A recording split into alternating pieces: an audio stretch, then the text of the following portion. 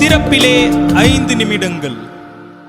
கிறிஸ்துவுக்குள் மிகவும் பிரியமான என் அன்பு சகோதர சகோதரிகளே, திறப்பிலே 5 நிமிடங்கள் என்கிற இந்த ஜெப நேரத்தில் என் அன்பு சகோதர சகோதரிகள் உங்கள் அனைவரோடு கூட இணைந்து ஜெபிக்க கர்த்தர் பாராட்டின கிருபைக்காக ஆண்டவருக்கு நன்றி செலுத்துகிறேன். இன்றைக்கும் ஒரு முக்கியமான காரியத்திற்காக நாம் ஜெபிக்க இருக்கிறோம். வளைகுடா நாடுகளில் தற்கொலை செய்யும் இந்தியர்களுடைய எண்ணிக்கை அதிகரித்து வருகிறதாக நம்முடைய நாடாளுமன்றத்தில் வெளியுறவுத்துறை அமைச்சகம் தகவல் ஒன்றை தெரிவித்திருக்கிறது. இதற்காக இன்றைக்கு நாம் கருத்தாக ஜெபிக்க அழைக்கப்படுகிறோம்.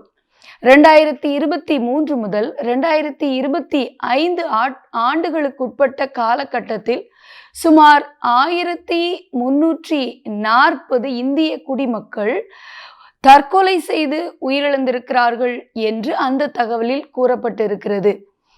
இந்தியர்கள் வெளிநாடு முழுவதிலும் தங்கி பல்வேறு பணிகளுக்காக தங்களை ஈடுபடுத்தி கொண்டிருக்கிறார்கள் என்பது நமக்கு தெரிந்த ஒரு காரியம்.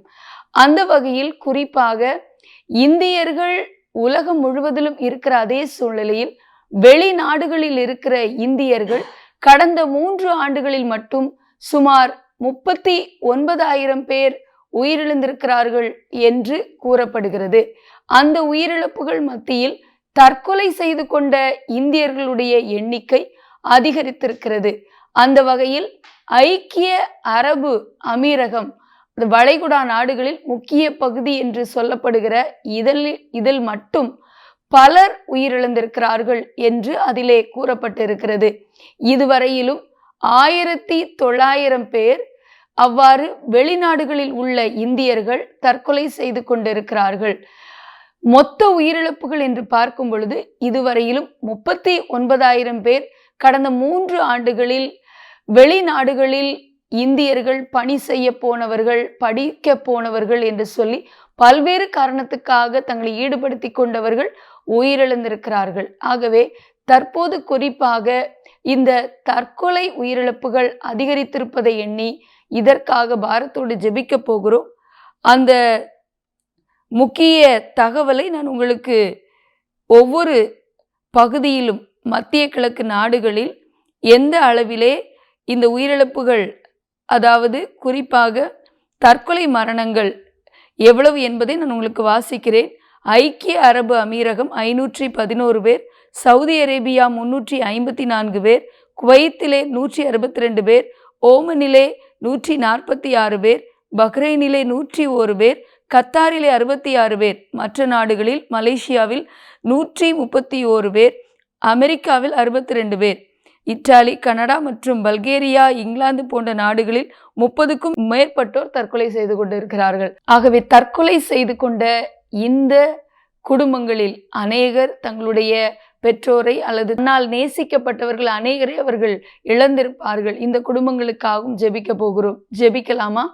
எங்கள் அன்பின் பரலோக பிதாவே, ஆசீர்வதிக்கப்பட்ட நாளின் காலை வேளைக்காக நன்றியோடு துதிக்கிறோம், ஸ்தோத்திரிக்கிறோம். அப்பா ஆண்டவரே, வளைகுடா நாடுகளில் பல்வேறு காரணங்களுக்காக தங்கி தங்களை ஈடுபடுத்தி கொண்ட இந்திய குடிமக்கள் கடந்த 3 ஆண்டுகளில் மட்டும் சுமார் 1340 பேர் உயிரிழந்திருக்கிறார்கள் தற்கொலை செய்து என்று சொல்லி அறிந்து கொண்டு இதற்காக பாரத்தோடு ஜெபிக்கிறோம். அப்பா, வெளிநாடு முழுவதிலும் சுமார் 1900 பேர் இவ்வாறு தற்கொலை செய்து உயிரிழந்திருப்பதை எண்ணி இதற்காக பாரத்தோடு ஜெபிக்கிறோம். அப்பா, பல்வேறு காரணங்களுக்காக தங்களை தற்கொலைக்கு நேராக ஆண்டவரே தகப்பனே யார் யாரெல்லாம் இப்படி அர்ப்பணித்து கொண்டாங்களோ, ஆண்டவரே தகப்பனே எந்த சூழ்நிலையில் அர்ப்பணித்து கொண்டாங்களோ அவர்களை இழந்து தவிக்கிற குடும்பங்கள் ஆறுதல் அடைய ஜெபிக்கிறோம்.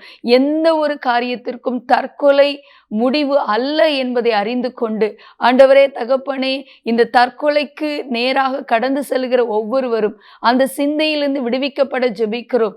சிந்தையிலே மன அழுத்தத்தை கொண்டு வந்து பலவிதமான போராட்டங்கள் குழப்பங்களை கொண்டு வந்து ஆண்டவரே தகப்பனே தொழில் ரீதியான பிரச்சனை, ஆண்டவரே வேலையில்லா பிரச்சனை, குடும்பத்திலே பிரச்சனை, வியாதி, பலவீனங்கள் என்று பல்வேறு காரணங்களுக்காக தற்கொலைக்கு நேராக தூண்டப்படுகிற ஒவ்வொரு உள்ளங்களிலும் கர்த்தருடைய ஆளுகை கடந்து வருவதாக. தற்கொலைக்கு நேராக அவர்களை தூண்டுகிற சாத்தானுடைய தந்திரங்கள் இயேசுவின் நாமத்தில் அழிக்கப்படுவதாக என்று ஜெபிக்கிறோம். அவர்களுக்குள்ளே ஒரு நம்பிக்கையை ஆண்டவரை நீர் உண்டு பண்ணுவீராக. அவர்களுக்காக சிலுவையிலே இரத்தத்தை சிந்தின இயேசுவின் நாமத்தினாலே தற்கொலை எண்ணம் அவருடைய சிந்தை விட்டு வெளியேறும்படியாக கட்டளையிட்டு ஜெபிக்கிறோம். தேவ ஆவியானவர் பொறுப்படுத்தி நடத்துங்க. எங்களோடு கூட ஜெபத்தில் இணைந்திருக்கிற எல்லா சகோதர சொல்லை ஆசீர்வதிங்க, பாதுகாத்துக் கொள்ளுங்க, வழி நடத்துங்க. இயேசுவின் நாமத்தில் பிதாவே, ஆமேன். தொடர்ந்து ஜெபியுங்கள். கர்த்தர் தாமே எங்களை ஆசீர்வதிப்பாராக. ஆமேன்.